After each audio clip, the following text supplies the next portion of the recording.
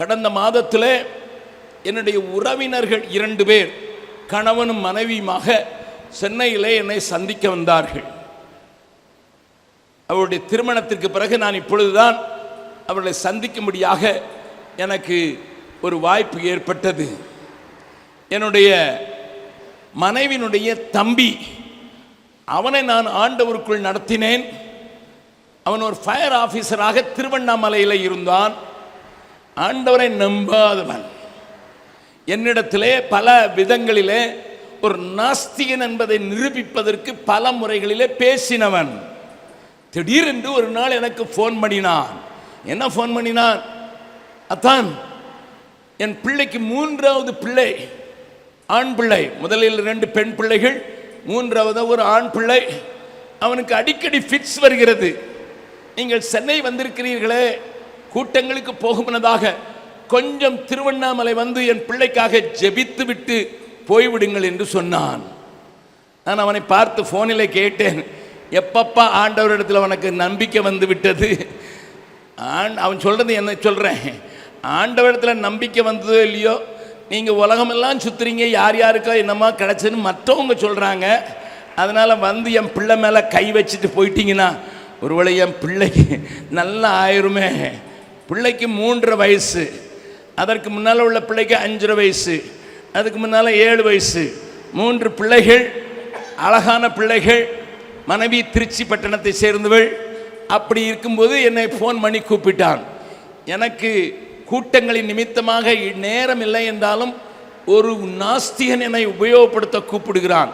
உறவினன் என்பதனால் அல்ல, ஆண்டவரை அறியாதவனை ஆண்டவரை அறிவிப்பதற்கு எனக்கு ஒரு வாய்ப்பு கிடைத்திருக்கிறது என்று பஸ்ஸில் நான் சென்னையிலிருந்து திருவண்ணாமலைக்கு டிராவல் பண்ணி அவங்க வீட்டில் போய் அவங்க உட்கார்ந்து நான் பேச ஆரம்பித்தேன். அப்பொழுது கேட்டான், நான் அவனுடைய துன்மார்க்கமான வாழ்க்கையை மாத்திரமல்ல, ஆண்டவரை மறுதலிக்கிற வாழ்க்கையை அவனுக்கு சுட்டி காட்டின போது அவன் சொன்னான், நான் தானே சேட்டை பண்ணுறேன், நான் தானே ஆண்டவருக்கு ஆகாதவன், நான் தானே மறுதலிக்கிறவன், எதுக்கு என்னைய தொடாம பிள்ளைய தொடுறார்? கேள்வி நல்லா தான் இருக்குது கேட்கறதுக்கு. நான் சொன்னேன், டேய், நீ ஒன்னிய தொட்டனா தாங்கிக் கொள்வாய், பிள்ளைய தொட்டனால தாங்க முடியாது, அதனால தான் தொடுறாருடா. ஒழுங்கா மனம் திரும்பி இருந்து மனம் திரும்புதலை பேசினேன். நான் பிள்ளைக்கு முதலில் ஜபிக்கவில்லை. அழகான பிள்ளை தான், நான் நேசிக்கிற பிள்ளை தான். அந்த பிள்ளைகளினை மாமா என்று சொந்த முறையில் கூப்பிட்டாலும் நான் அந்த அவனுடைய ஆத்மாவின் மேலே கரிசனை உள்ளவனாக அவனை ஆண்டவருக்கு நடத்தினேன். முழங்கால் படியிட்டு கண்ணீர் விட்டு இயேசுவை ஏற்றுக்கொண்டான். அதோட வியாதியும் போயிடுச்சு. That is a beauty of it. அதுக்கு பிறகு பிள்ளைக்கு ஃபிட்ஸே வரல.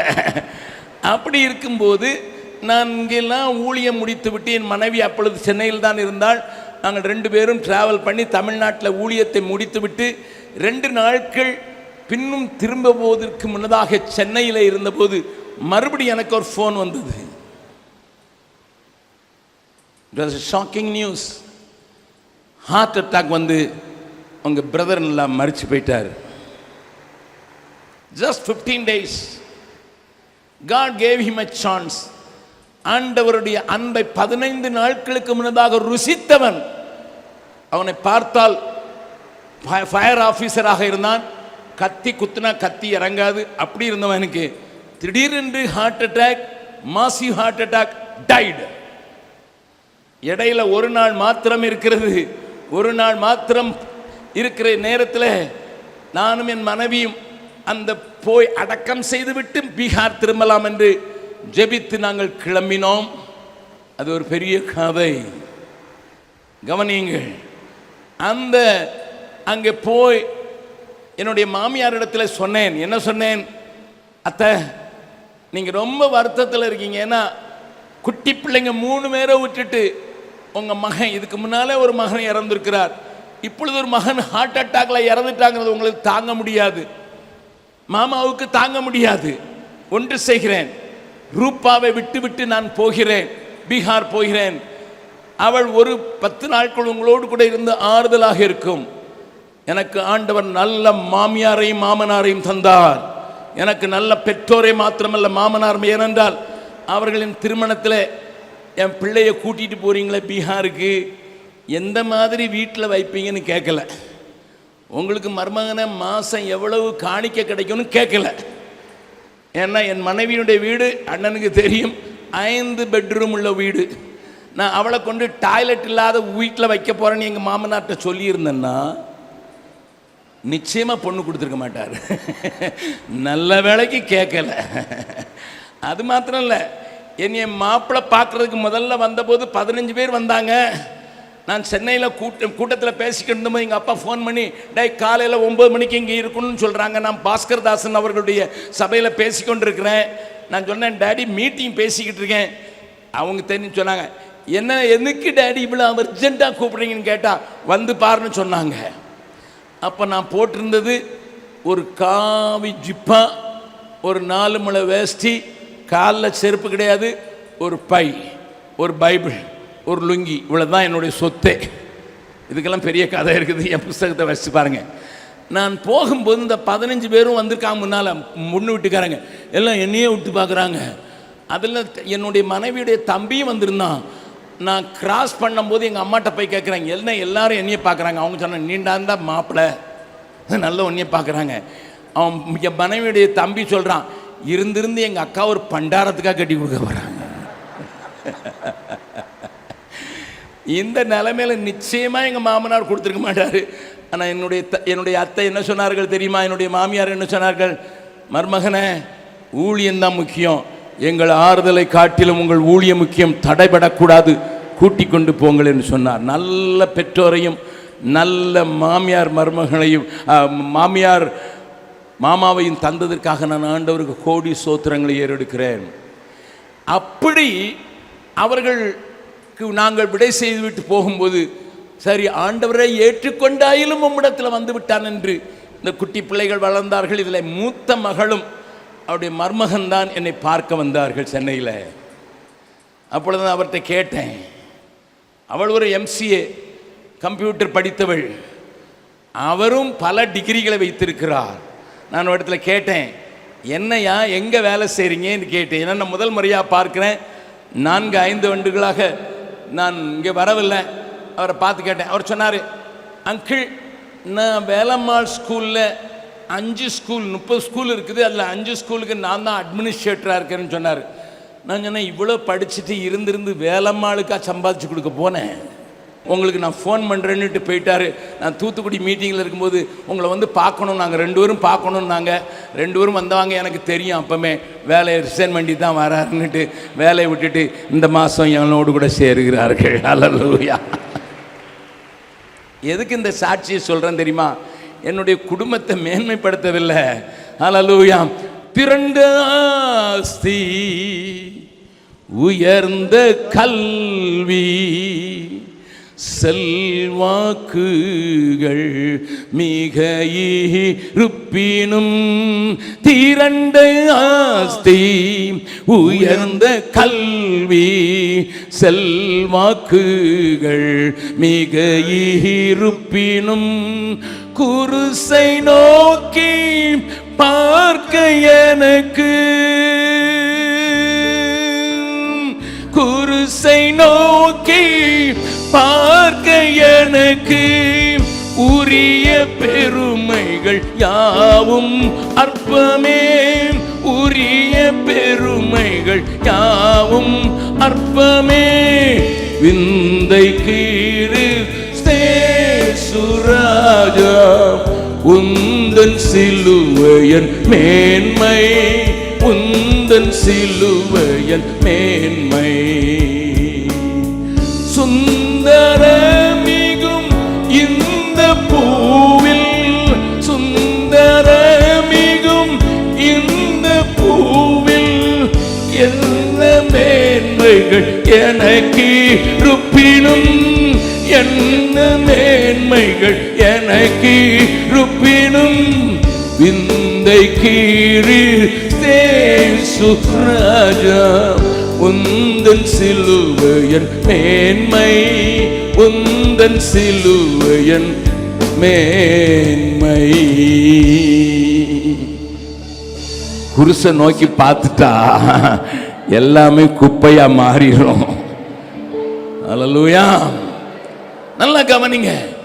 இந்த மோசேயை ஆண்டவர் ஆயத்தப்படுத்தினது தன்னுடைய காரியத்திற்காகவே. பார்வோனின் அரண்மனையிலேயே வைத்து சகல சாஸ்திரங்களையும் வித்வானாக மாற்றிவிட்டார். இப்போ 40 வருடங்களை தாண்டிவிட்ட மோசே, நல்லா கவனிங்க. நேற்று சொன்ன காரியத்தை சொல்றேன். 400 வருஷங்கள் ஆண்டவர் குறித்திருந்த நாட்கள். 40 வருஷமாக சகல சாஸ்திரங்களையும் வல்லவனாகி விட்டான் மோசஸ். அவங்க அம்மா முதல்லையே நல்லா பாலூட்டுறேன்னு சொல்லி ஜனங்களை குறித்த பாரத்தையும் ஊட்டி விட்டாள். அவனுடைய வாழ்க்கையை குறித்தும் ஊட்டி விட்டாள். காசு வாங்கியே ஊட்டி விட்டு விட்டாள். கவர்மெண்ட் ஸ்காலர்ஷிப்லையே நீ யாருன்னு தெரிஞ்சுக்கப்பா, நீ எதுக்குன்னு தெரிஞ்சுக்கப்பா. இத்தனை பேர் செத்து போகும்போது நீ மட்டும் உயிரோடு இருக்கிறியாடா, ஏன் தெரியுமா? எங்க தைரியத்தினால அல்ல, தேவன் உன்னை குறித்து ஒரு நோக்கம் வைத்திருக்கிறான். சொல்லி சொல்லி சொல்லி அவனை பெரிதாக்கின போது நடந்த காரியத்தை தான் வேதம் நமக்கு காண்பிக்கிறது. 24வது வசனத்தை வாசிக்கலாம். எபிரேயர் 11வது அதிகாரம் 24வது வசனம். எபிரேயருக்கு நிருபம் 11வது அதிகாரம் 24வது. விசுவாசத்தினாலே மோசே தான் பெரியவனான போது பார்வோனுடைய, நல்ல கவனிங்க,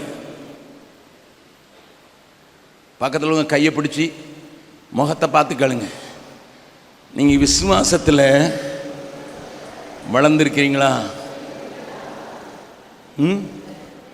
என்ன பதில் சொன்னாங்க? ஆமான்னு சொல்றாங்களா? ஆமா ஆமா. விசுவாசத்தில் முதிர்ச்சி, பெரியவனான போதுன்னா முதிர்ச்சி அடைந்த போது. முதிர்ச்சி அடைஞ்ச போது எனக்குள்ளேயும் உங்களுக்குள்ளேயும் நடக்கிற காரியத்தை, இங்க 12 காரியத்தை நான் பேச போறேன். ஒருவேளை இன்னைக்கு நாளைக்கும் சேர்ந்து ஒரு 2-3 பேசலாம். மீதியெல்லாம் பீகாருக்கு வாங்க, நான் உங்களுக்கு சொல்லித்தரேன். நல்லா கவனிங்க. விசுவாசத்தில் தேறினவர்கள் நெஞ்ச நிமித்துறது இல்லை. நான் சொல்ல போற அடையாளம்லாம் உனக்கு இருக்கான்னு பார்க்கணும். The first symbol, the first sign, the first thing which is coming out of you, உன்னுடைய வாழ்க்கையிலிருந்து வெளிப்படுகிற முதல் காரியம் விசுவாசத்தில் தேர்ன உடனே வர்றது என்ன தெரியுமா? பார்வோனுடைய குமாரத்தின் மகன் என்னப்படுவதை வெறுத்து. நமக்கு தெரிஞ்சவங்க அவங்க குடும்பத்தில் யாராவது மினிஸ்டர் ஆனா நம்ம இங்கே பீத்திக்கிடுவோம். உங்க ஊர் பாஷையில் பேசுனா மினிஸ்டருக்கு நாங்கள் ரொம்ப சொந்தக்காரங்க. என்ன சொந்தக்காரங்க? அவங்க இருக்காங்களா, அவங்க கொழுந்தனுக்கு அவங்க சொந்த. நிறுத்துப்பா, ரொம்ப நெருங்கிய உறவு தான். He's got every right to claim, I am the adopted son of the queen. பார்வோனுடைய குமாரத்தின் மகனாக்குன்னு சொல்றதுக்கு அத்தனை பெரிய ஐடென்டிஃபிகேஷன் இருந்தத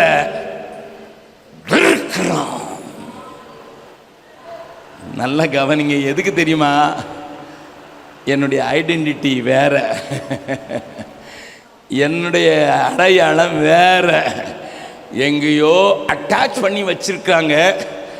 அது என்னுடைய ஐடென்டிட்டி இல்லை. என்னுடைய ஐடென்டிட்டி வேற. அடுத்த வசனத்தை வாசிக்கலாம், அப்பதான் விளங்கும். அனித்தியமான பாவ சந்தோஷங்களை அனுபவிக்கிறதை பார்க்கிலும் தேவனுடைய ஜனங்களோடு, நான் தேவனுடைய ஜனங்களை சேர்ந்தவன், நான் பார்வோனுடைய குமாரத்தினுடைய அரண்மனைக்கு உரியவன் அல்ல. How do you identify yourself, sir? எனக்கு இந்த நாட்களில் ஆவிக்குரிய உலகத்திலையும் ரைட்டு லெஃப்ட்டு ரெவரண்ட்டு டாக்டரு அவர் இவருன்னு போடுற காரியத்தை கண்டா எனக்கு அப்படியே பத்திக்கிட்டு எரியுது. நீங்கள் என்ன நினச்சாலும் சரிதான். ஒரு பெரிய தலைவர் கையெழுத்தே போட்டிருக்காரு டாக்டர்னுட்டு. அடே பேங்க்கில் செல்லாதுப்பா, உன் பேங்க் அக்கௌண்ட்டில் டாக்டர் நான் கழுத்து போடுறேன். அவன் சொல்லுவான், சார் டாக்டரை வெட்டிடுங்க சார், நான் வாழை வெட்டிட்டு, வேலை இல்லை தலையே வெட்டிட்டு உங்கள் பேரை எழுதுங்க சார். என்ன வரத்து வர்றோம் 200 ரூபாய்க்கு வாங்குற சர்டிஃபிகேட் வச்சுக்கிட்டு.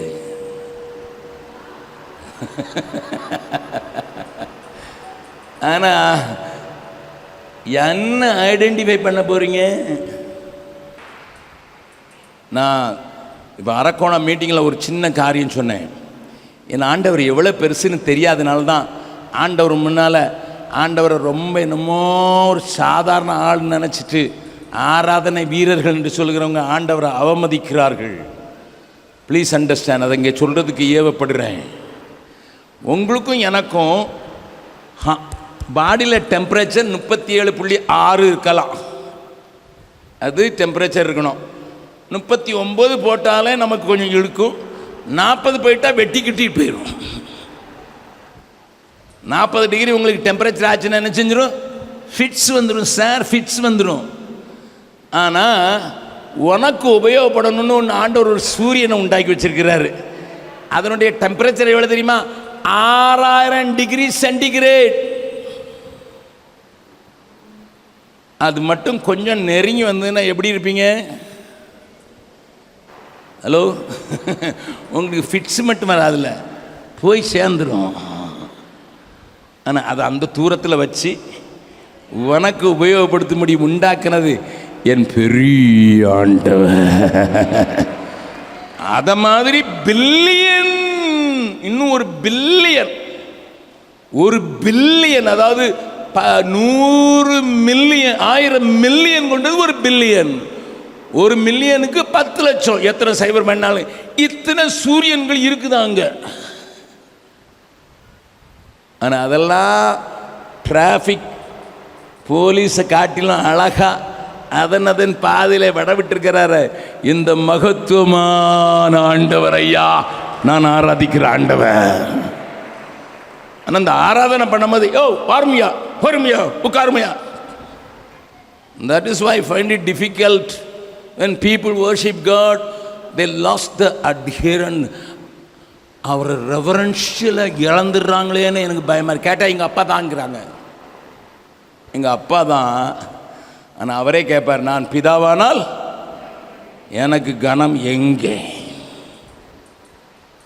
லிசன், அவ்வளோ பெரிய ஆண்டவரை உடைய அவருக்கு சொந்தமான அந்த ஜனத்தோடு ஐடென்டிஃபை பண்ண போறீங்களா? பக்கத்தில் கை பிடிச்சு கேளுங்க. அந்த ஜனத்தோடு ஐடென்டிஃபை பண்ண போறீங்களா? இல்லை பேலஸ் பேலஸ் அரண்மனைக்கு ஐடென்டிஃபை பண்ண போறீங்களா?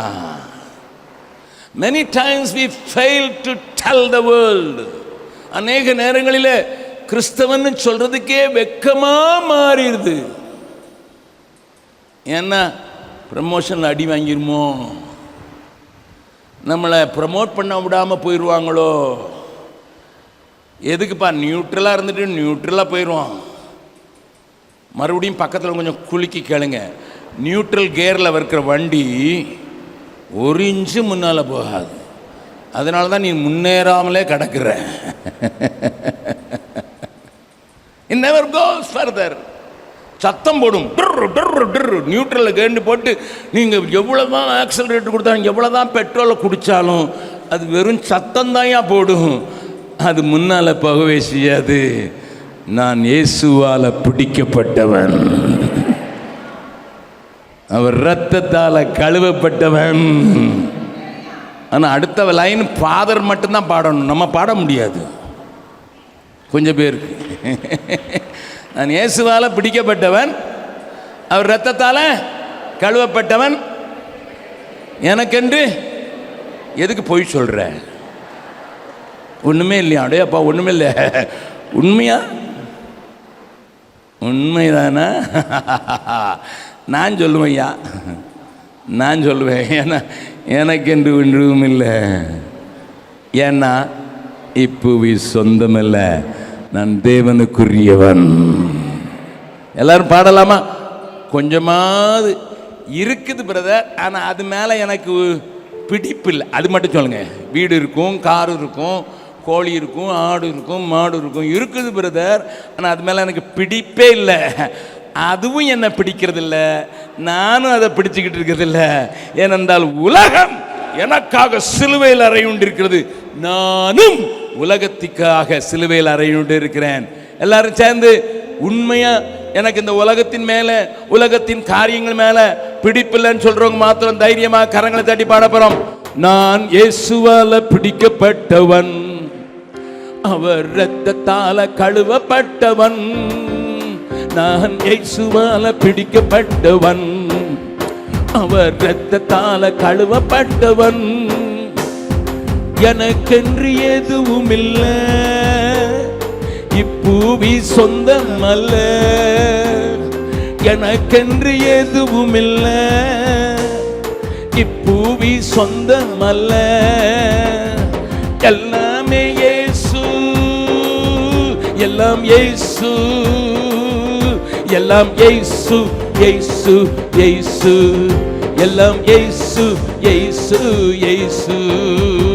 லாபமான அனைத்தையுமே நஷ்டம் என்று கருதுகிறேன்.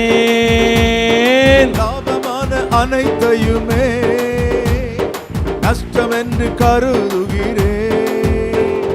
இயேசுவை அறிகின்ற தாகத்தினா, இயேசுவை அறிகின்ற தாகத்தினா எல்லாமே இழந்து விட்டேன். நான் எல்லாமே இழந்து விட்டேன். நான் இயேசுவால பிடிக்கப்பட்டவன், அவர் இரத்தத்தால கழுவப்பட்டவன். நான் இயேசுவால பிடிக்கப்பட்டவன், அவர் இரத்தத்தால கழுவப்பட்டவன். எனக்கென்று எதுவும் இல்லை, இப்பூவி சொந்தம் அல்ல. எனக்கென்று எதுவும் இல்லை, இப்பூவி சொந்தம் அல்ல. எல்லாமே இயேசு, எல்லாம் இயேசு, எல்லாம் இயேசு, இயேசு, இயேசு, எல்லாம் இயேசு, இயேசு, இயேசு. ஹல்லேலூயா. ஆனா இன்னொரு வார்த்தை அங்க போட்டிருக்குது, அதான் கொஞ்சம் கஷ்டமா இருக்குது. ஐடென்டிஃபிகேஷன் பண்ணணும். தேவனுடைய பிள்ளை, தேவன் பெரிய ஜஜமானா இருக்கும். அது வார்த்தையினால எல்லாம் உண்டாக்கிட்டார், எல்லாம் உண்டாக்கிட்டார். பெரிய வீட்டு பிள்ளையாக்கும். இந்த சின்ன ஆளுங்களுக்கு நல்ல, நான் ராஜாதி ராஜாவுக்கு பிள்ளை. அதனால தான் சிலர் நாங்கள் ராஜாதி ராஜா பிள்ளைன்னு ராஜா மாதிரி ட்ரெஸ் பண்ண ஆரம்பிச்சிருக்காங்க நம்ம ஊரில். விசுவாசத்தில் வந்தவங்க நாங்கள் ராஜா வீட்டு பிள்ளை, ராஜா மாதிரி தான் நடப்போம், ராஜா காரில் தான் போவோம். சார் கூடவே அட்டாச் பண்ண வாசனை பார்க்கணும். தேவ ஜனத்தோடு துன்பத்தை அனுபவிப்பதையே தெரிந்து கொண்டு. வசனம் படிக்கும்போது கொஞ்சம் அழுத்தமா ஆழமா படிக்கணும். நீங்க ஐடென்டிஃபை பண்றதோடு நின்ற முடியாது, நீங்க எதை சூஸ் பண்றீங்கிறது முக்கியம். அதுக்கு முன்னால் எழுதியிருக்கிறாரு, அநித்தியமான பாவ சந்தோஷங்களை அனுபவிப்பதை பார்க்கிலும். Sir, is it wrong to enjoy what the Lord gave me? மோசே இப்படி கேட்டிருக்கலாம், பார்வோனின் அரண்மனையில் வச்சு எனக்கு அதிகாரம் தந்து நிறைய கோல்டு போட்டு எனக்கு பெரிய PhD கொடுத்து பெரிய பெரிய டிகிரிலாம் வாங்குறதுக்கு வசதி செய்தார, அது பாவ சந்தோஷமா?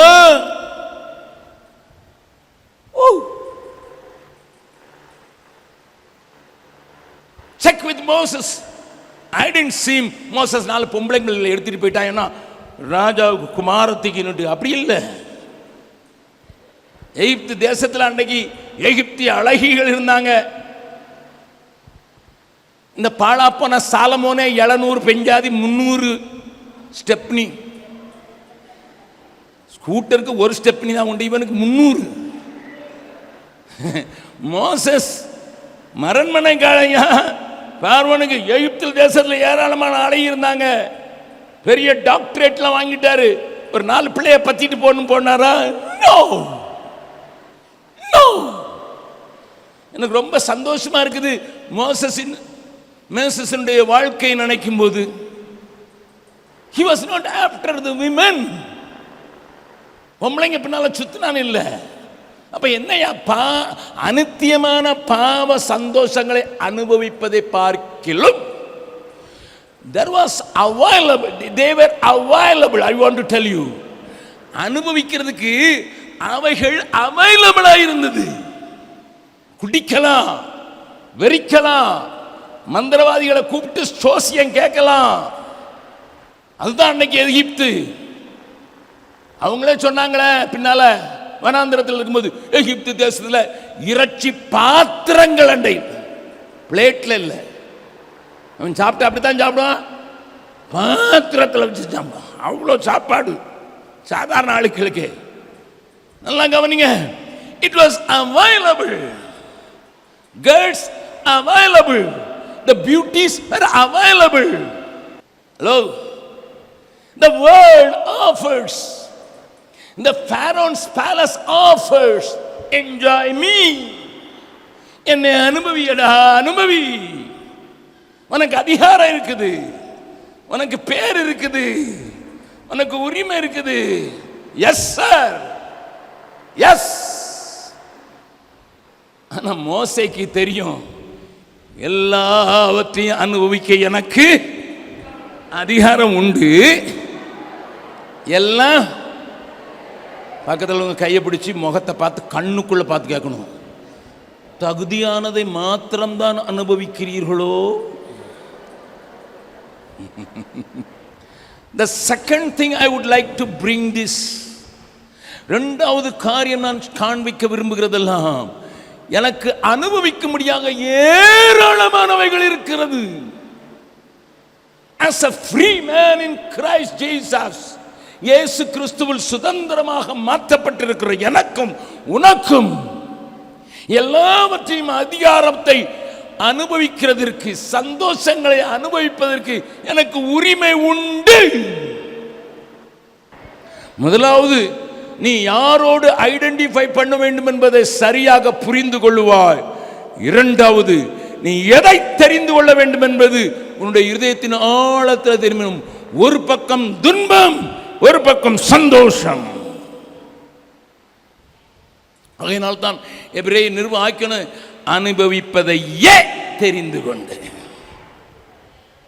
I know I will be going through suffering, I will be tortured, I will be given troubles, no problem.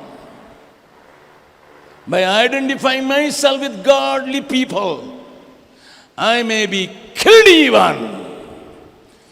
தேவ ஜனங்களோடு என்னை அடையாளப்படுத்திக் கொள்ளும் போது நான் கொல்லவும் படலாம் அல்லவா? நல்ல கவனிங்க, கவனிங்க, கவனிங்க. விசுவாசத்திலே பலப்பட்டது உண்மை என்றால், விசுவாசிகளின் விசுவாசம் இன்றைக்கு பலப்படுவதற்குரிய ஆகாரம் உங்களுக்கும் எனக்கும் புல்பிட்டிலிருந்து பாய்ந்தோட வேண்டும். நல்ல கவனிங்க. But today's pulpit is not feeding to strengthen the faith. இன்றைக்கு பிரசங்க பீடங்களிலே ஜனங்கள் விசுவாசத்தில் பலப்படுவதற்குரிய ஆகாரம் கொடுக்கப்படுவதில்லை. அவங்க கேட்கறது, பிள்ளைக்கு எது கூடாதோ, எது எது உடலுக்கு ஒத்து வராதோ, எது அவர்களை வளர்க்காதோ அதைத்தான் பிள்ளை கேட்கும். பிரெட் பட்டர் ஜாம் கேட்கும். டாக்டர் சொல்லியிருப்பாரு, கொஞ்சம் பிரெட்டையும் பட்டரையும் கொஞ்சம் ஜாமையும் தள்ளி வைங்கன்னு. பிள்ளை அதுதான் கேட்டு, எனக்கு அதுதான் வேணும்னாலும் போய் தொலை.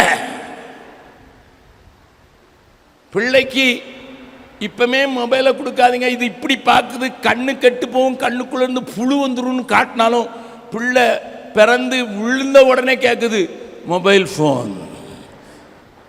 அம்மாட்ட கேட்குது. முன்னால் அம்மான்னு தான் கூப்பிடும் முதல்ல, இப்போ சிம் கார்டு போட்ட கொடு, நான் டவுன்லோட் பண்ணணும். நீ என்னைய டவுன்லோட் பண்ண மாதிரி நானும் டவுன்லோட் பண்ணணும். Mummy you downloaded me and I want to டவுன்லோடுன்னு 1.5 வயசு பிள்ளை கையிலே. ஒரு நாள் ஃப்ளைட்டில் ஏற போகிற முன்னால் ஒரு அம்மா இந்த ஸ்ட்ரோலை தள்ளிக்கிட்டு போகுது, அதில் ஒரு 6 மாத குழந்தை இருக்குது. அது அழக்கூடாதுன்ட்டு முன்னாலெல்லாம் வாயில் சூப்பி கொடுப்பாங்க, சக்கரை கொடுப்பாங்க. இப்போ வாயில் அது கொடுத்தா து அப்படின்னுட்டு இது கொடுத்த உடனே அது சிரிச்சுக்கிட்டு 6 மாதம் கூட இருக்காது, அதுக்கு தெரியல எனக்கு. 6 மாதத்துலேருந்து 9 மாதம் இருக்கும். அது அப்படி போயிட்டு இப்படிங்குது. அம்மா வயிற்றுல வரும்போதே இப்படி தான் வரான். நம்மளும் அனுபவிடா ராஜா அனுபவி. ஏன்னா உலகத்தில் வாழணும்போ, இந்த உலகத்தை நீங்கள் சரியாக வாழலைன்னா இப்போவுமே நானும் ட்ரெயின் பண்ணிருந்தேன், என்னத்தையாவது வாங்கி கொடுத்து. எவ்வளோ கஷ்ட காலத்தில் வந்து விட்டோம். எல்லாவற்றையும் அனுபவிக்க எனக்கு அதிகாரம் உண்டு, நோ ப்ராப்ளம். பட் எனக்கு தகுதியாராது.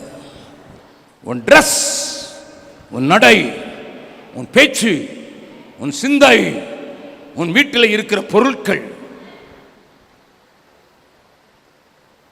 நீ சாப்பிடுகிற சாப்பாடு. Hello, listen. Of course I live on faith as well as grace.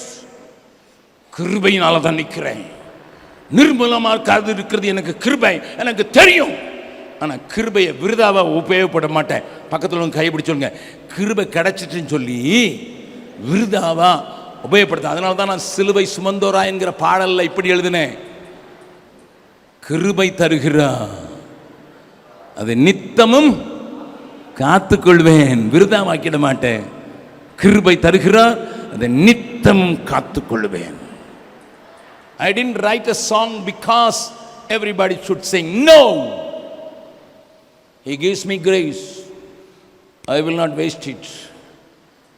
ஏன்னா கிருபை எனக்கு என்ன செய்துன்னு எனக்கு தெரியும். வாசிக்கலாமா?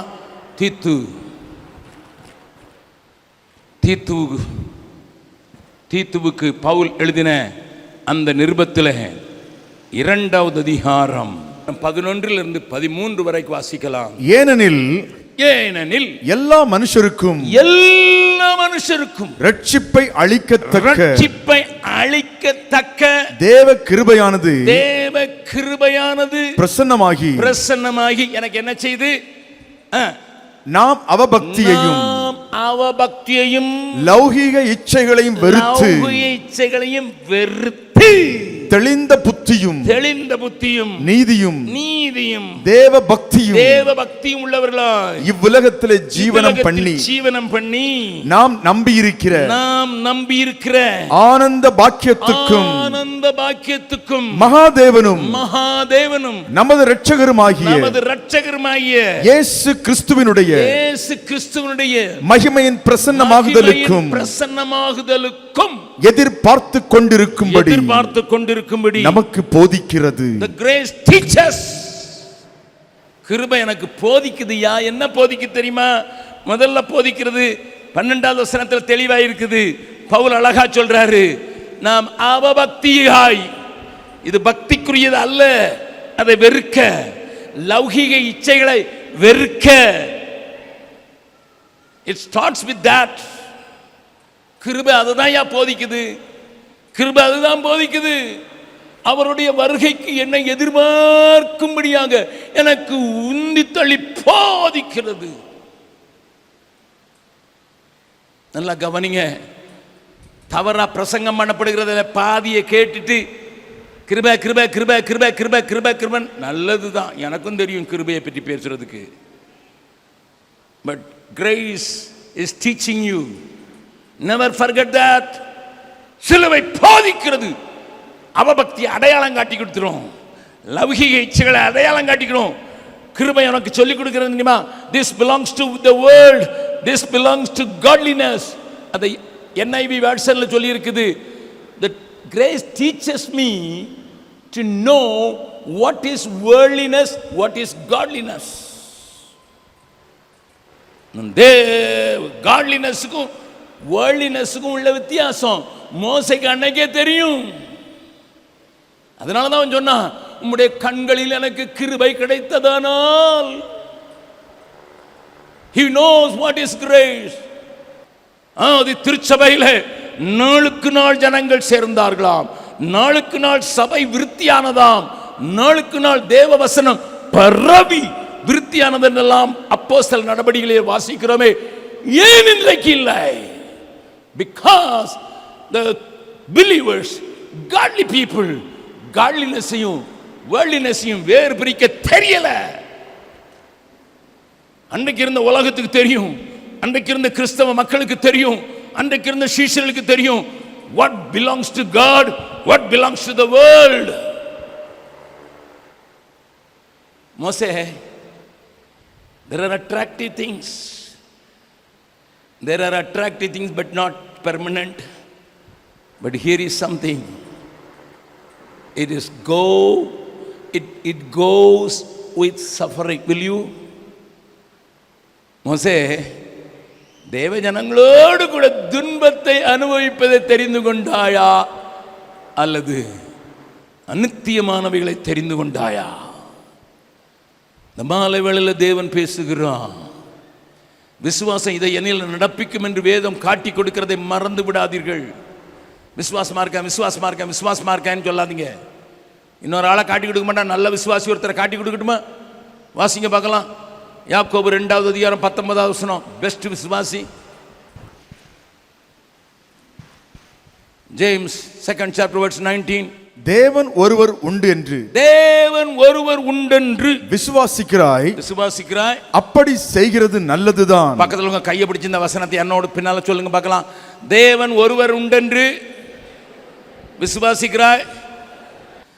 இந்த ஊர்ல இத்தனை கோபுரம் இருக்கிற ஊர்ல நீ தேவன் ஒருவர் என்று விசுவாசிக்கிறாய், அப்படி செய்யறது நல்லது. அதோட நிறுத்தல. ஜேம்ஸ், பிசாசுகளும் விசுவாசித்து நடுங்குகின்றன. பக்கத்தில் இருக்கும் சொல்லுங்க, நீங்களும் அந்த ஜாதி தானோ? அது விசுவாசிக்கிறது மாத்திரம் இல்ல, நடுங்கவே செய்தான். Listen,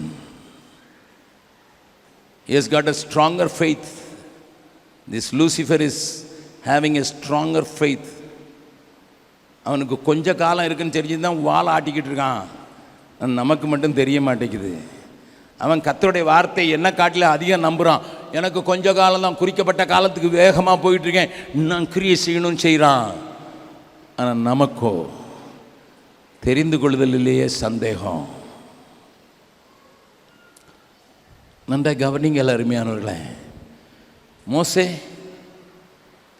பாவ சந்தோஷங்களை அனுபவிப்பது உனக்கு உரிமையாயிருக்கலாம், உடையவனாயிருக்கலாம். ஏன் உன் சரீரம் சொல்லலாம் உனக்கு தகுதி இருக்கிறது என்று.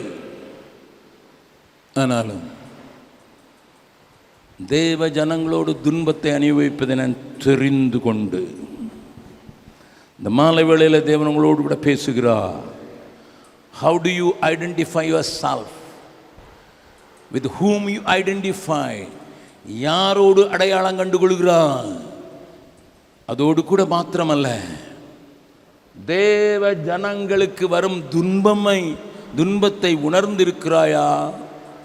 என் ஆண்டவர் சொன்னார் அல்லவா பவுல் மூலமாக, தேவ பக்தியாய் நடக்க விரும்புகிறவர் யாவரும் துன்பப்படுவார்கள்.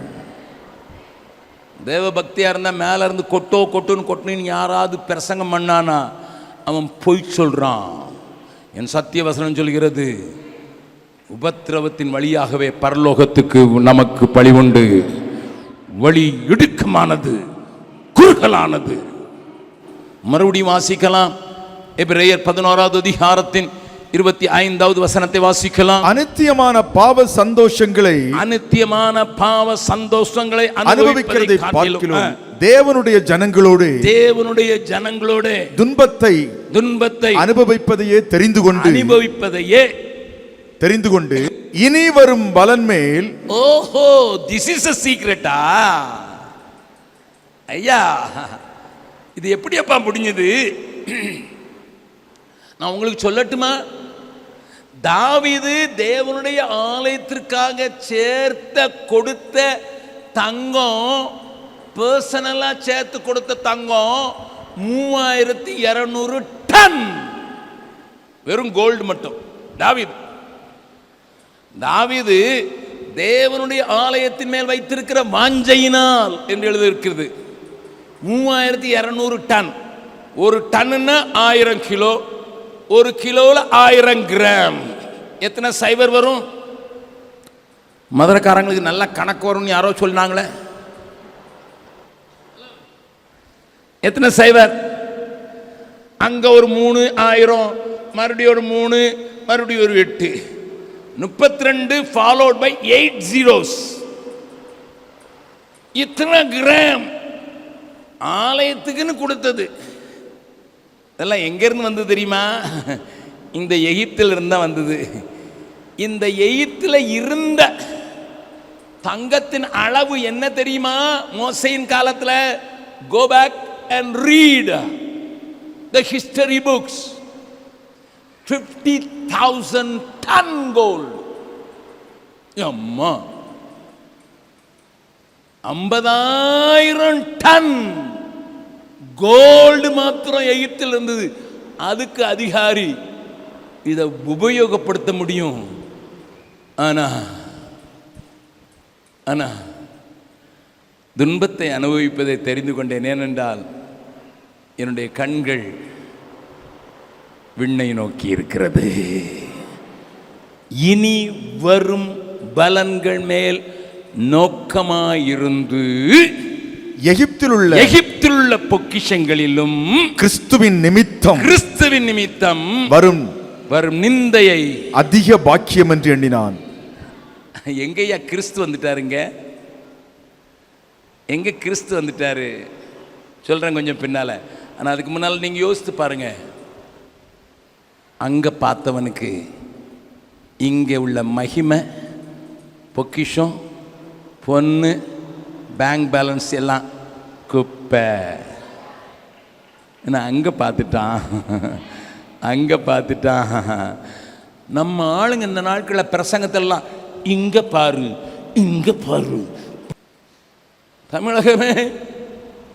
தமிழகமே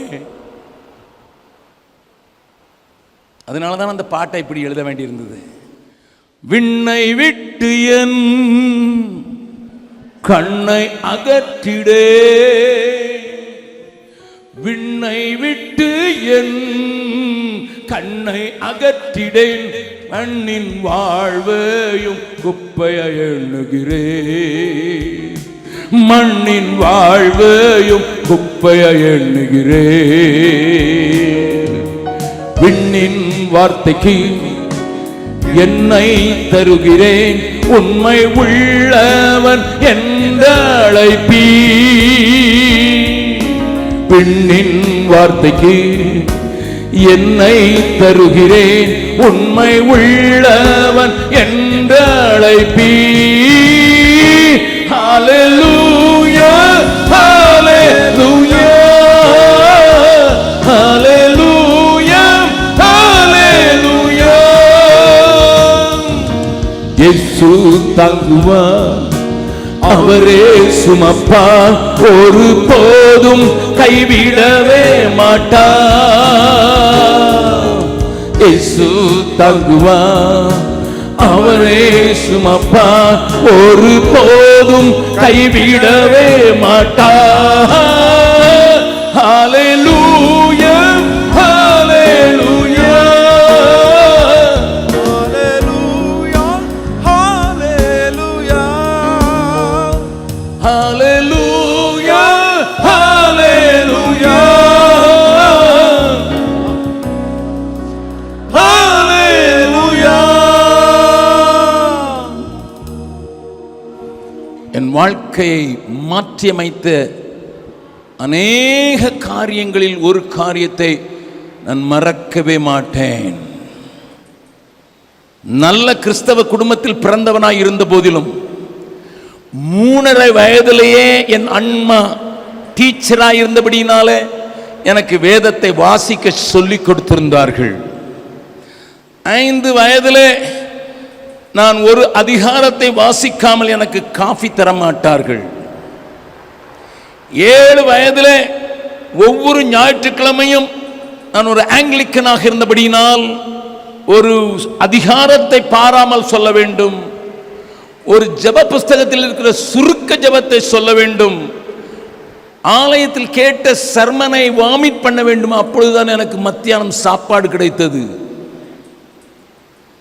எனக்கு ஒரு தடவை அம்மை போட்டிருந்தது உச்சந்தலிருந்து உள்ளங்கால் வரைக்கும்.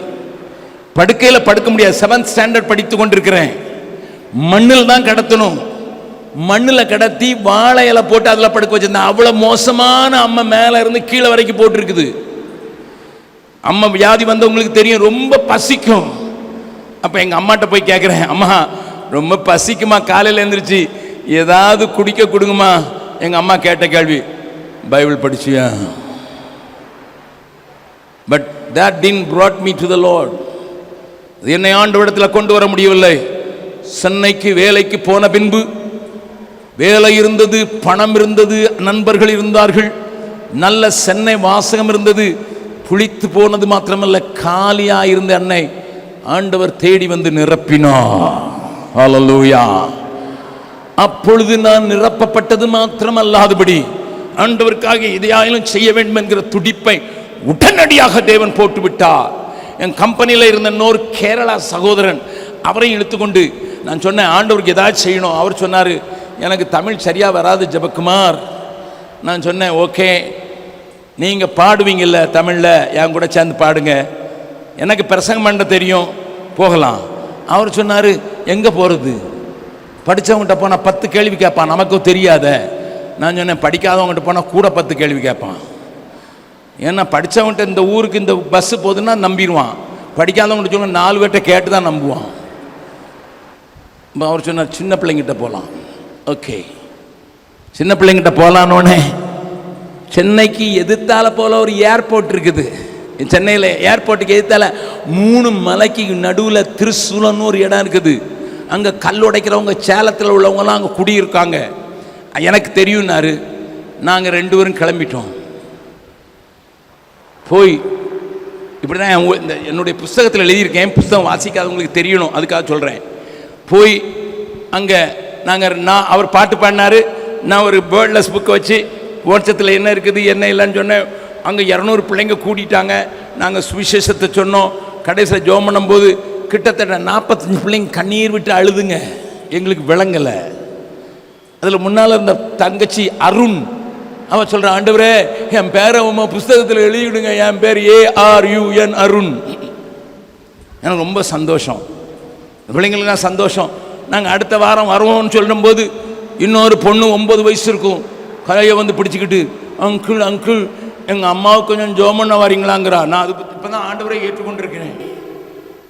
எதுக்குமான்னு கேட்குறேன். எங்கள் அம்மாவுக்கு பிசாசு பிடிச்சிருக்கு, கத்துறாங்க, நெஞ்ச குளிக்கிறாங்க, தலை எப்படி பண்ணுறாங்கன்னு அவள் என்னைய பயமுறுத்துறா. நான் ஹை ஆங்கிலிக்கன், எனக்கு பெந்தை கோஸ்தையும் தெரியாது, வெந்தை கோஸ்தையும் தெரியாது, ஒன்றும் தெரியாது. அவள் கையை பிடிச்சிட்டு கேட்குறா, அங்கிள் வந்து ஜெபம் பண்ணுங்க அங்கிள். நான் அவளை பார்த்து திருன்னு முடிக்கிறத பார்த்து அவள் என்கிட்ட கேட்குறா, நீங்கள் தானே சொன்னீங்க உங்கள் இதயத்தில் இயேசு இருக்கிறாருன்னுட்டு, எதுக்கு பயப்படுறீங்கிறா. இப்போ எனக்கு என்ன செய்கிறதுன்னு தெரியல. நான் என் சகோதரனை பார்க்குறேன், அவர் சொல்கிறார் எனக்கு தமிழ் தெரியாதுங்கிறார். ஆனாலும் வேறு வழி இல்லை, அவளை சமாளிக்கிறதுக்காக சொல்கிறேன். அடுத்த வாரம் வரோம் பாப்பா, சமாளிக்கிறதுக்காக நல்லா ஜெபம் பண்ணிட்டு அடுத்த வாரம் வரோம். அந்த பிள்ளை கையை பிடிச்சிட்டு சொல்ல, எங்கள் அம்மா அதுக்குள்ளே செத்து போயிட்டாங்கன்னா அவ விடவும் மாட்டேங்கிறா. சாயங்காலம் இருட்டாயிடுச்சு. நான் என் ஃப்ரெண்டை விடலை, இவ என்னைய விடலை, ஊர்வலமாக போகிறோம். ஒரு சின்ன குடிசை, 3 அடி தான் அதில் வாசல். அது அவள் குனிஞ்சு உள்ளே எங்களை கூப்பிட்றா, என் கையை பிடிச்சிருக்கா, இழுக்கமாக பிடிச்சிருக்கான், என்னை உள்ளே இழுக்கிறான். நான் உள்ளே போகிறதுக்கு பார்த்தா உள்ளே ஒரே புகைக்காடு. ஏன்னா ஒரு பாட்டில் வச்சு மொபைல் ஆயில் ஊற்றி திரி அரிசி, அங்கே ஒரே புகை, ஒன்றும் தெரியல. அந்த அம்மா மட்டும் வாய் சத்தம் போடுறது மட்டும் கேட்குது. எனக்கும் இங்கே குடல் வாயிலுக்கு வருது. எனக்கு பயம், பயங்கரமான பயம். இவரை பார்த்தா எனக்கு குனிய முடியாது, என்னைய காட்டிலும் 6 inches ஹை. அதனால் அவர் சொன்னார் வர முடியாதுன்னா ஒன்று அவுட்டு. இப்போ நான் தான் மாட்டிக்கிட்ட ஆள்.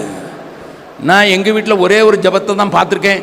என் 3வது தங்கச்சி சாக கிடந்தபோது நாங்கள் குடும்பமாக கையை வைத்து ஆண்டவரை சீக்கிரமாக எடுத்துக்கிடுன்னு, அதுதான் எங்களுக்கு தெரியும். இந்த ஜபத்தை தவிர வேற ஒரு ஜபம் பார்த்ததில்லை. இப்போ இவ கையை பிடிச்சி, இவ சின்ன பிள்ளைங்க மட்டும் இல்லை, ரொம்ப அவளுக்கு பயங்கரமான விசுவாசம். எனக்கு அது இல்லவே இல்லை.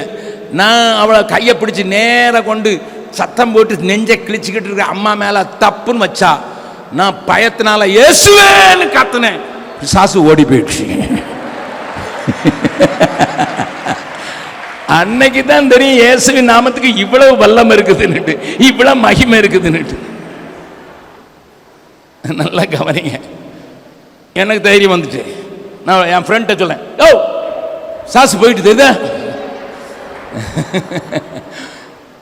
இப்படி இருக்கும்போது இந்த முன்னால் இருந்து அருண்னு சொன்னால அந்த பொண்ணு 6 வயசு தான், ஒரு 10 பேரை கூப்பிட்டு போய் எனக்காகவும் என் சகோதரனுக்காகவும் ஜெபம் பண்ணுவா. தினந்தோறும் 1/2 hour.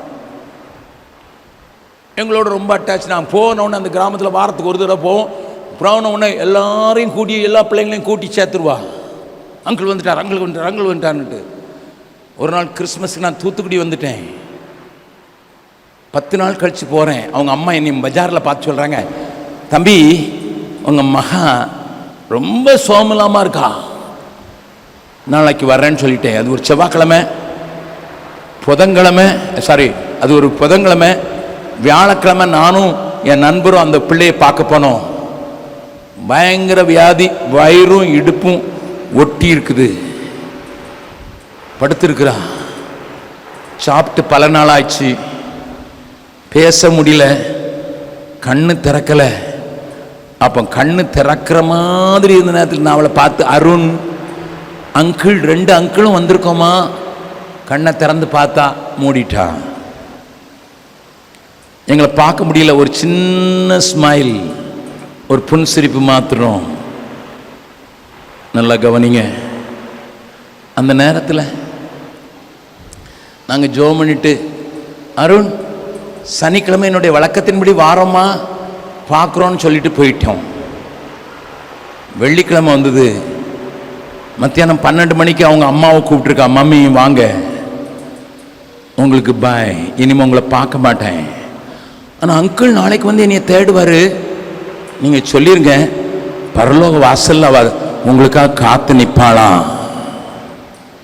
உங்கள் அம்மா கேட்டாங்க, எடி நான் பெத்தேன் வளர்த்தேன், நீ எனக்காக காத்து நிற்க மாட்டியா, அவருக்கு காத்து நிற்பியா?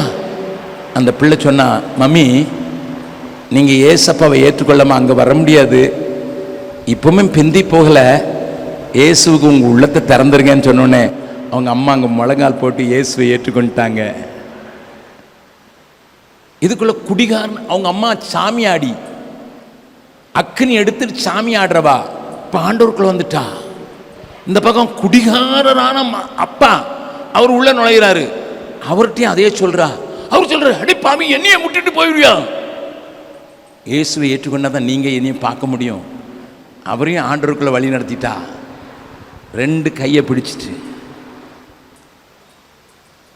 கிட்டத்தட்ட நடு மத்தியானத்தில் பரலோகத்தை பார்த்து, ஆண்டவரே வெறும் கையா நான் வரல, வெறும் கையா வரல, 2 பேரை கொண்டு வந்துட்டேன், எனக்கு அங்கே பலன் இருக்குது அப்படின்னு சொன்னா செத்து போயிட்டான். சிடாய். அடுத்த நாள் நாங்கள் வந்த போது தான் இதெல்லாம் தெரியும். இன்றைக்கு அந்த அருணுடைய சத்தம் கிட்டத்தட்ட 55 ஆண்டுகளாகிவிட்டது. But still it's ringing. என் காதுகளை துணித்து கொண்டே இருக்குது. நான் வெறும் கையா வரல, நான் வெறும் கையா வரல, இனி வரும் பலன் மேல் நோக்கம், இனி வரும் பலன் மேல் நோக்கம். 6-7 வயசான பிள்ளை, சாமியாடிக்கு பிறந்த பிள்ளை, குடிகார தகப்பனுக்கு பிறந்த பிள்ளை, மரிக்கும் தருவாயில் 2 கையிலையும் பிடித்துக்கொண்டு வெறும் கையாய் பர லோகத்தில் வந்திடேன் இயேசுநாதா,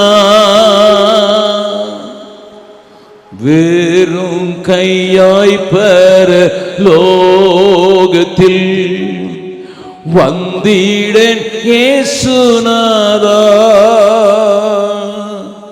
ஆத்தும ஆதாயம் செய்திடவே ஆசி பொழிந்தருளும்.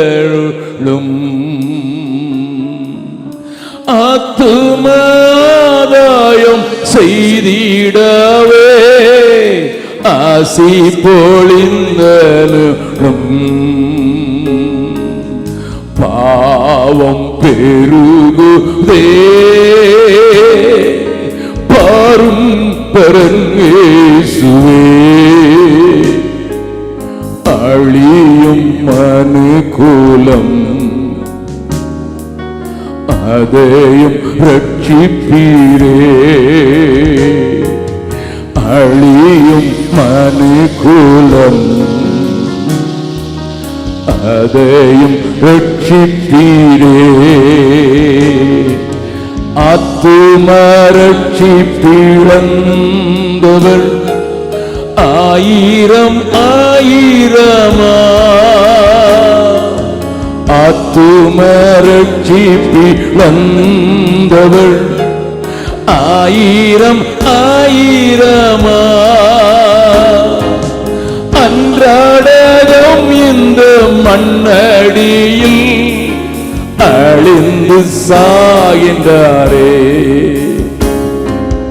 அன்றாடம் இந்த மண்ணடியில் அழிந்து சாகின்றாரே. பாவம் பெருகுதே பாரும் பரன் இயேசுவே, அழியும் மனுகுலம் அதையும் ரட்சிப்பீரே. அழியும் மனுகுலம் அதையும் ரட்சிப்பீரே. எமது காரியமாகவே யாரை அனுப்பிடுவே, எமது காரியமாகவே யாரை அனுப்பிடுவே. என்றவரைக்கும் இன்ப சத்தம் என் உள்ளம் தோனிக்குதே. என்றவரைக்கும் இன்ப சத்தம் என் உள்ளம் தோனிக்குதே. பாவம் பெருகுதே பாரும் பரன் இயேசுவே, அழியும் மனுகுலம்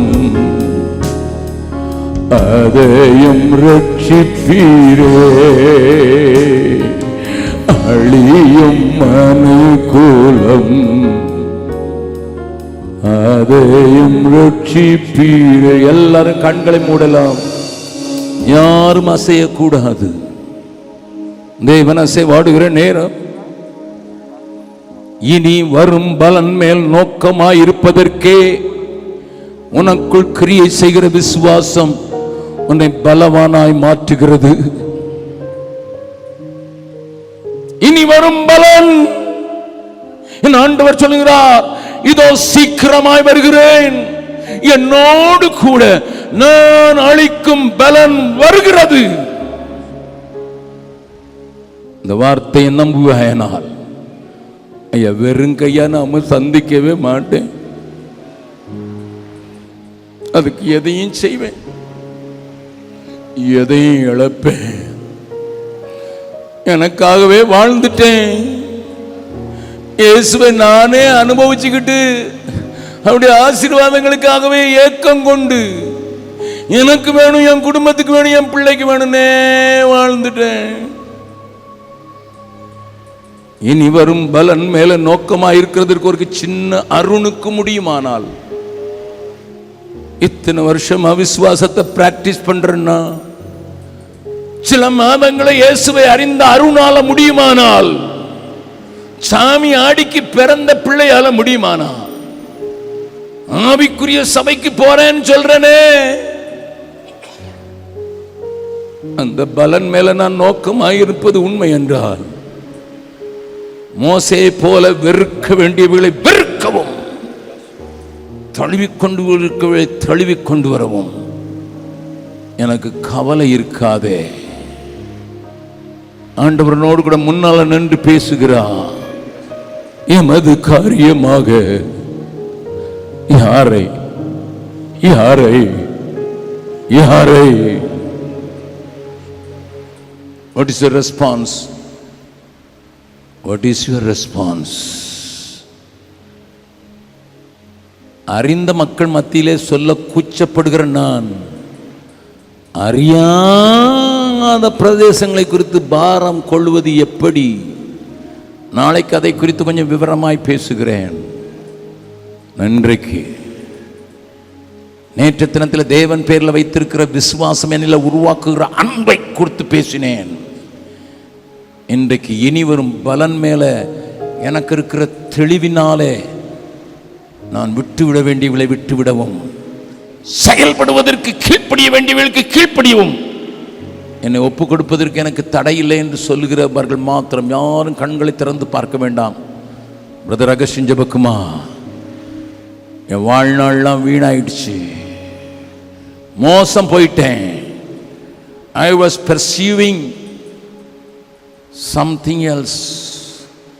எதையோ காற்றை பிடிக்கிறது போல ஓடிட்டேன். நிலைத்திருக்கிற ஆத்துமாக்களை குறித்து ஓட வேண்டிய நான், ஆத்துமாக்களுக்காக கண்ணீர் விடிக்க வேண்டிய நான், ஏன் வேதனை, ஏன் குறை, எனக்கு இல்லாதவளை குறித்த கண்ணீர் வடித்து உம்மிடத்தில் போராடி விட்டேன். லார்ட் forgive me, என்னை மன்னிச்சிருங்க, என்னை மன்னிச்சிருங்க ஆண்டவரே. நான் இனி வரும் பலன்கள் மேல் நோக்கமான வாழ்க்கைக்கு என்னை ஒப்பு கொடுக்குறேன்னு சொல்றவங்க மாத்திரம் யாருடைய கண்களும் திறக்க வேண்டாம். உங்கள் வலது கையை உயர்த்தி, brother Augustine Jebakumar, now I understand the value of my life, now I understand the value of my faith, now I understand the value of my grace. கையை வைத்தினவர்கள் மாத்திரம் ஒரு நிமிடம் எழுந்து நிற்பீர்களா? உங்களுக்காக நான் இருதயத்தின் ஆழத்திலிருந்து ஜெபிக்க வாஞ்சிக்கிறேன். ஆண்டவரே, உம்முடைய மக்களை பாரும். வெறும் கையாமை சந்திக்கிறதற்கு அவர்கள் ஆயத்தமா இல்லை. அவர்களுக்கு தந்திருக்கிற எல்லாவற்றையும் உபயோகப்படுத்தி எப்படியாயிலும் ஒரு திரள் கூட்டமான மக்கள் எழுந்து நிற்கிறதை பரலோகமே, ஆண்டவரே, பரலோகத்தின் பிதாவை நீர் பார்ப்பீராக, நீர் பார்ப்பீராக, நீர் பார்ப்பீராக. ஒரு புதிய கிருபை அவர்கள் மேல இறங்குவதற்கு இந்த நேரத்தில் நம்முடைய வலதுகரம் அவர்கள் மேல அமர்வதாக. இதுவரை இல்லாத ஒரு பெரிய ஆத்ம பாரம் அவர்களை பற்றி பிடிப்பதாக, இதுவரை அனுபவிக்காத ஒரு புதிய கிருபை அவர்களை ஆட்கொள்வதாக, மேற்கொள்வதாக. ஒரு பக்தன் இப்படித்தான் பாடுகிறான். ஆத்மா ஒன்றும் ரட்சிக்காமல் வேட்கத்தோடே ஆண்டவா, வேறும் கையனாக உம்மை கண்டு கொள்ளல் ஆகுமோ?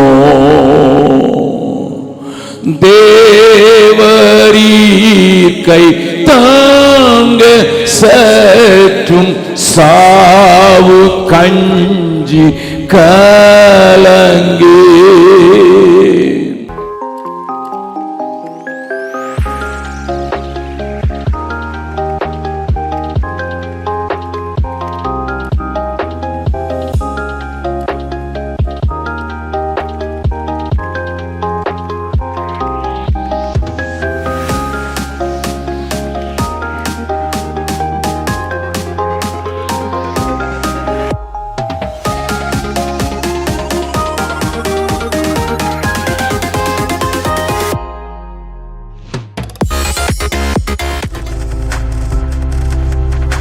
பார்த்து கொண்டிருப்பது உங்கள் ஜாய் டிவி. உங்கள் துக்கம் சந்தோஷமாய் மாறும்.